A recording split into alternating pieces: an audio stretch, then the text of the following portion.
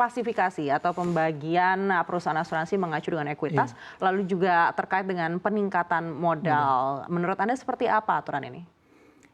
Sepertinya ini akan mengadopsi dari ketentuan yang ada di perbankan. Karena perbankan sudah cukup lama mencoba untuk mengimplementasikan ini dan kondisinya cukup berhasil. Karena sama-sama di lembaga keuangan, maka OJK mungkin berpendapat bahwa ada kemungkinan bahwa implementasi di perbankan itu bisa di-copy di industri perasuransian. Kalau kita lihat dari dua hal tadi, kenapa kemudian permodalan itu menjadi sesuatu yang sangat penting? Karena industri asuransi ini terkait dengan bagaimana dia bisa menahan risiko.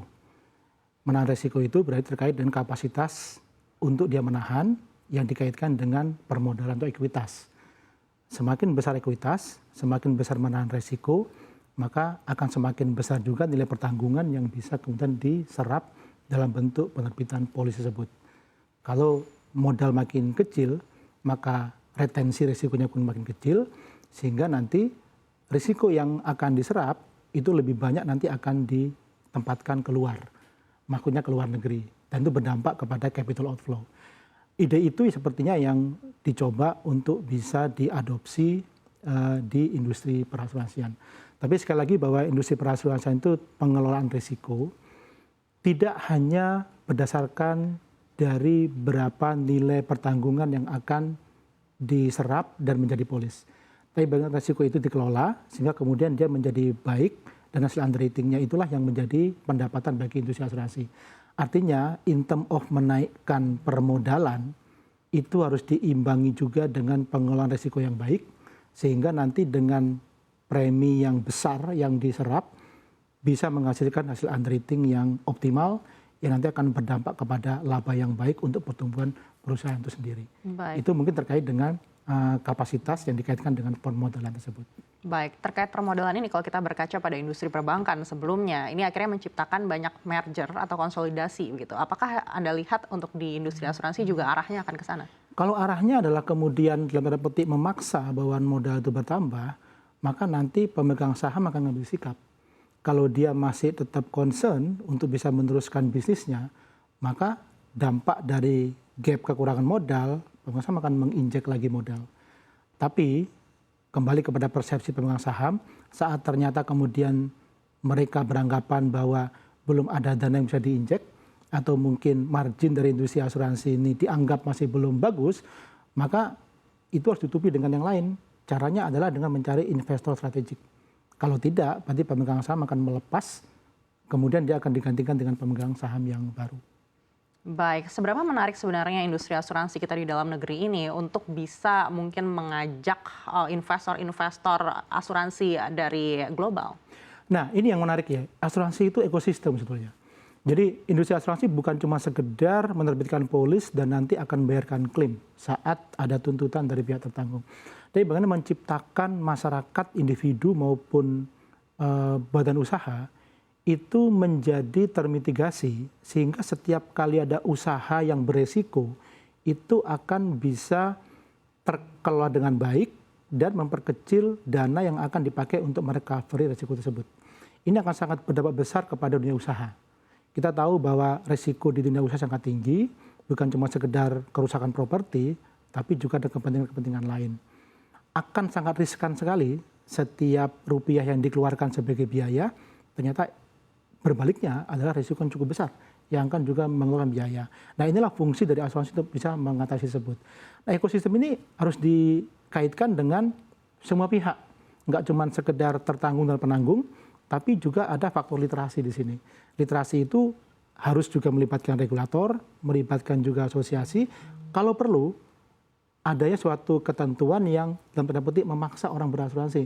Itu makanya dalam Undang-Undang P2SK kemarin ditetapkan juga usulan tentang perlunya asuransi wajib atau compulsory insurance yang menyangkut hajat hidup orang banyak. Supaya orang itu bisa merasakan bahwa kalau ada kerugian, maka asuransi akan berpihak kepadanya dan mensejahterakan dia.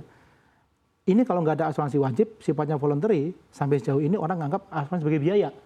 Karena masyarakat dengan income menengah ke bawah, setiap pembelian polis dianggap sebagai biaya sebagaimana mereka mengeluarkan uang untuk hal-hal yang rutin tersebut. Ini hal yang salah sebetulnya. Karena setiap kali dia mengeluarkan premi untuk bayar polis, itu dampaknya ke depan dia akan bisa menghemat kos saat terjadi kerugian. Nah, makanya saya katakan tadi, ini bicara ekosistem, nggak cuma bicara mengenai bagaimana asuransi menjual polis atau membayar klaim.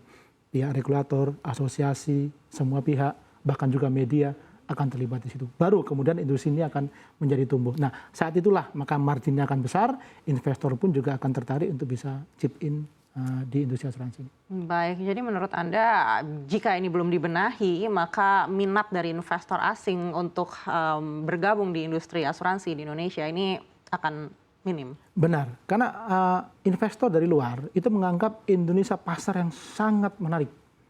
Dengan jumlah penduduk yang cukup banyak, kemudian pembangunan yang cukup masif akhir-akhir ini, maka ini harus dibayangkan resikonya pun juga tinggi. Mereka mencoba untuk menjual kapasitas ke Indonesia. Kita pun juga harus ikut serta, jangan sampai jadi penonton di negeri sendiri. Tetapi apalah artinya jika ternyata kemudian masyarakat kita sendiri nggak merasa aware dengan industri asuransi ini dan nggak merasa perlu asuransi. Kalau dunia usaha nggak usah ditanya, dunia usaha itu pasti akan berasuransi. Tapi masyarakat, nah ini yang belum. Dari sekian ratus juta masyarakat Indonesia itu, cuma berapa persen sih penetrasi kita itu cuma sekitar 3%. Sisanya itu masih belum berasuransi karena mereka masih menganggap sebagai biaya. Makanya literasi ini akan sangat diperlukan secara masif untuk bisa nanti meningkatkan awareness dan investor nanti akan masuk. Oh ternyata masyarakat Indonesia ada banyak belum berasuransi ya, berarti ini kesempatan untuk bisa masuk di situ. Baik, Pak Dodi, menarik untuk bicara terkait dengan asuransi di dunia usaha ini, terutama untuk usaha ekspor begitu. Kalau kita melihat di global ini volatilitasnya masih tinggi, begitu ada potensi juga mungkin negara-negara partner dagang kita ini jadi membatasi begitu pengeluarannya. Apakah ini akhirnya mempengaruhi bisnis asuransi? Asuransi ASA Indonesia itu memang awalnya adalah untuk asuransi ekspor, dibentuk pertama kali ya, seperti itu. Nah inilah menjadi DNA ASEI, jadi kita akan menjadi government agent untuk mengembangkan ekspor. Supaya nanti para pelaku ekspor di Indonesia itu dalam bertransaksi ekspor dengan buyer di luar negeri itu merasa nyaman. Ada banyak hal yang membuat mereka nggak nyaman, misalkan pada waktu sudah terkirimnya barang, ternyata ada masalah dengan pembayaran transaksi tersebut kepada si eksportir.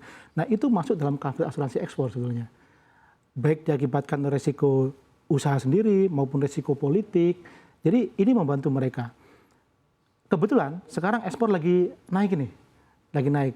Tetapi masalahnya adalah apakah orang tergerak untuk kemudian mengasuransikan transaksi ekspor tersebut.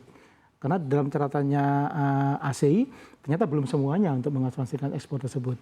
Nah inilah yang ASEI kemudian mencoba untuk membuat suatu ekosistem ekspor yang mengkaitkan mulai dari penyiapan ekspor sampai kepada tujuan ekspor dan bagaimana transaksi ini terlindungi melalui mekanisme asuransi ekspor. Pihak yang terlibat banyak. Kementerian Perdagangan, Kementerian Luar Negeri, Kementerian Keuangan, OJK, dan juga para asosiasi. Ini yang kami akan gabungkan jadi satu, sehingga kemudian kegiatan ekspor itu akan menjadi lebih marak tanpa ada keraguan dan ketakutan bagi eksportir untuk bertransaksi dagang dengan luar negeri.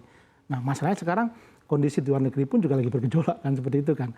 Nah inilah yang kemudian coba menjadi angin balik bagi Indonesia.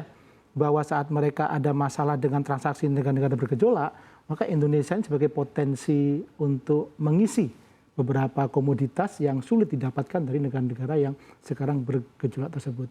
Nah, berarti di sini volume ekspor akan makin naik. Jangan sampai nanti mereka yang baru memulai ekspor, ternyata kemudian ada masalah, nah mereka nggak terlindungi. Jadi yang kita harapkan nanti, mengapa asuransi ASEI mencoba untuk membuat suatu ekosistem, termasuk juga ekosistem pengangkutannya, logistik, dan lain-lain yang akan menggandeng semua pihak. Baik, apakah ini artinya dengan semakin tingginya volatilitas yang berada di global, minat pengusaha untuk menggunakan asuransi ekspor ini menjadi semakin tinggi ke depan? Udah pasti. Dari hasil koordinasi kami dengan beberapa stakeholder, termasuk juga asosiasi logistik, kemudian asosiasi eksportir, termasuk eksportir UMKM, ternyata mereka memang meminta ada pendampingan ekspor. Nah, dalam pendampingan ekspor tersebut bukan cuma sekedar pendampingan mulai dari pembiayaan sampai kepada bagaimana mereka bisa match dengan buyer di luar negeri, tapi juga menjaga transaksinya supaya aman dalam bentuk mitigasi risiko. Sehingga asuransi ACI ini memposisikan diri bukan cuma sekedar menjual polis asuransi ekspor dan juga membayar klaim jika ada masalah, tapi kita akan menciptakan suatu ekosistem. Makanya di kantor pusat ACI itu ada pusat informasi ekspor dan forum bisnis. Itulah dedikasi ACI untuk bisa membuat ekosistem ekspor ini menjadi lebih baik ke depan.